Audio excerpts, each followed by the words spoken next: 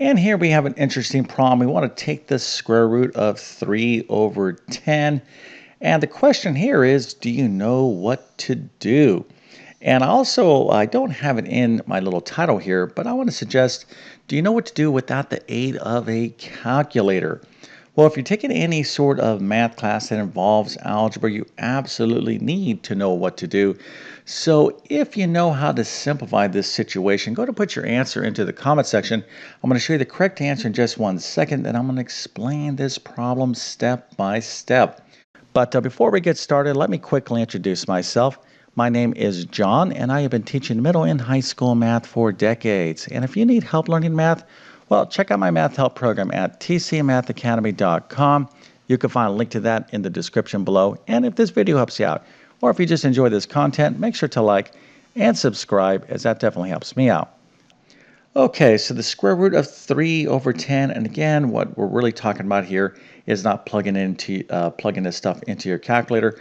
So put your calculator away. What would be the answer? Do we need to do something here? We absolutely do. And the actual answer is the following. Okay, so we have the square root of 30 over 10. So why did we kind of change this fraction? Of course, our original fraction was the square root of 3 over 10 into this fraction. Why was this important? Why was this even necessary? Well, I'm going to explain all that in just one moment. But if you got this answer correct, that is fantastic. Matter of fact, you definitely earned a nice little happy face, an A plus, a 100%, and multiple stars. So you can tell your friends and family that indeed you understand how to evaluate square roots and fractions and the like. Okay, so really we're talking about here some really important concepts that, again, those of you out there studying algebra must know. Let's go ahead and get into it right now. And the first thing we need to discuss is a property of square roots. So here we have the square root of an entire fraction, 3 over 10. All right, so we have the square root symbol kind of covering this entire fraction. But we have an awesome little property when it comes to square roots and radicals. This little symbol right here is also known as a radical in mathematics. And this particular property, what you're allowed to do is when you have one big square root over a fraction, we can actually take the square root of the numerator and divide it by the square root of the denominator, just like this. So this is what we want to be thinking about. We got this one big square root. Let's go ahead and write this entire fraction, or the square root of this entire fraction, as the square root of its numerator divided by the square root of its denominator. Okay, this is really the key to doing this problem. All right, so that's first step, is understanding that the square root of an entire fraction can be written like this. All right, now why is this important? Well, here when I look at this number, I have the square root of 3 and I'm dividing it by the square root of 10. And the square root of 10 is something called an irrational number in mathematics. Okay, this is a very, very important concept. And my question to you is, what is an irrational number? Okay, what is that? Matter of fact, if you know what that is, put that into the comment section as well. But basically, let's go ahead and just take off this IR part, right? So if we don't have an irrational number, we have a rational number. So let's just kind of for the sake of this video, let's do a fast review. So here is 0 on our number line. Then we have 1, 2, numbers like this, -1, -2. These are what? These are integers, right? So then, of course, we have our counting numbers, our natural numbers, our whole numbers, and then we have our integers. Then we have these numbers called rational numbers, which are fractions or numbers that can be expressed as fractions using integers. So let's say a fraction like 2/3 would be located right here. Okay, I could take 2 and I could take 3. So this would be a rational number. Again, any number that you can express as a fraction of integers is what we call a rational number. So what's an irrational number? Well, it's a number that cannot be expressed as fractions using integers. All right, that's one way to define it. Another way to define it is a non-repeating, non-terminating decimal. So in other words, let's take pi, for example. Okay, that number, most of you might be saying, well, it's not equal to 3.14. No, that's a real rough approximation for pi. Pi is an irrational number. So you have 3.14. This value for pi continues on and on to infinity, and the digits don't repeat and they don't terminate. They just go on and on and on in random kind of sense out forever to infinity. So it would be entirely impossible to write out all the digits of pi. Same thing with the square root of 10. Now, if you go into your calculator and take the square root of 10, you're going to get a decimal, and it's going to go on and on and on and on and on. It's not going to repeat. It's not going to terminate. So you would need a calculator with an infinitely wide screen to get all the values of the square root of 10. Okay, so this doesn't make sense, right? We're trying to divide something by a number that goes on infinitely. Okay, we don't even know the value of it. So conceptually speaking, in mathematics, we don't want to be dividing a value by an irrational number, right? So for example, if I have a pizza and I say, hey, let's split this up 4 different ways, well, we can kind of get that, right? There you go. There's 4 different ways we can split up the pizza. But can we split the pizza up this many ways, the square root of 10?